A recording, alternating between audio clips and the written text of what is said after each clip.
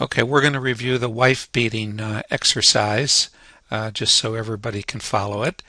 And you probably saw Scott Weed's diagram, and he did figure it out correctly, but his diagram was completely illegible.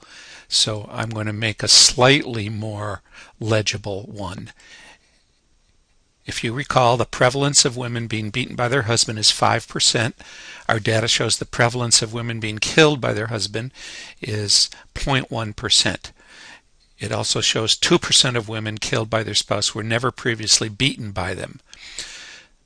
So a woman comes into the police station just having been beaten, and she wants to know what our data tells us about her chances of being killed by him.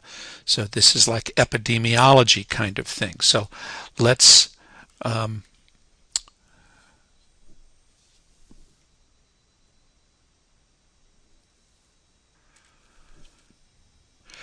use Scott's numbers because using a million is better. So let's use his numbers of 1 million women.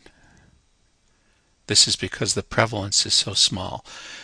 So let's say we have 1 million women. How many of them are actually going to be killed by their husband?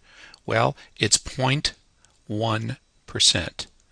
So 0.1% of 1 million is 1,000 women. 1,000 women are killed by their husbands. What percentage of these 1,000 women were also beaten by them? Well, it tells us that. It says 2% of women that were killed by their spouse were never previously beaten by them. So you have 20 women of those 1,000 that were never beaten. If 2% were never beaten, that means 98% were beaten. So of the 1,000, you have 980 women that were killed and beaten by their husbands. You have 20 that were killed but not beaten. Draw your division so you can keep track of those killed and those not killed. If 1,000 were killed, then that leaves 999,000 women who were not killed. Of those women that were not killed, 5% of them were beaten. 5%. This is what you get, where you get that number.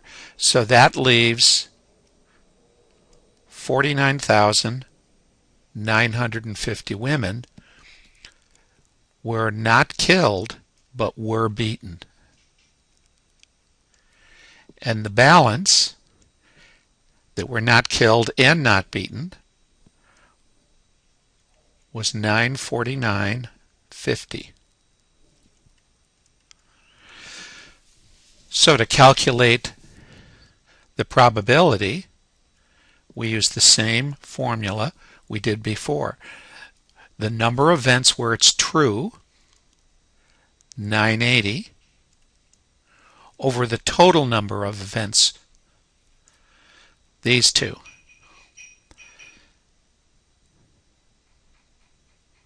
So it's 980 plus 49,950. That equals 980 over 50,930. That equals 1.9%. So her chance of being killed by him, having been beaten, according to the numbers that we have generally in our society, is about 2%. So if you go through this logically, these kind of problems, you can all solve them very easily in keeping everything straight in your mind. Follow the prevalences, divide it into two groups, event A and event B, and you won't be confused by these problems at all.